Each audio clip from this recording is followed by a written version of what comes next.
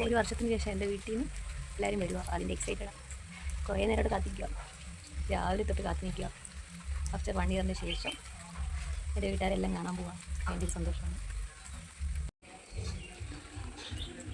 ഞാൻ വരുന്നുണ്ട് മുത്തശ്ശിയൊക്കെ വരുന്നുണ്ട്.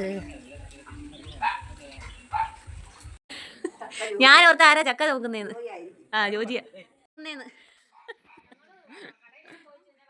നിങ്ങൾ ആരാ ചക്ക ചുമക്കുന്നതെന്ന് ഞാൻ ഓർത്ത്. അമ്മാടി എന്താ മുണ്ടും പൊക്കിക്കൊണ്ടിരുന്നേ? ഉണ്ടടേ, ഒന്നും പഴുത്തില്ലേ? പഴുത്തൊക്കെ MC റോഡിൽ ഇറങ്ങാൻ പറ്റി. നേരെ തിരുവല്ല ബൈപ്പാസ്, തിരുവല്ല ടച്ച് ചെയ്യുക. തിരുവല്ല ബൈപ്പാസ് വഴി നേരെ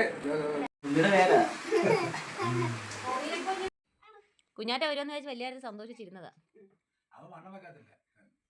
പക്ഷെ വണ്ണം വെച്ചാ നല്ല, വണ്ണം വെക്കുന്നു.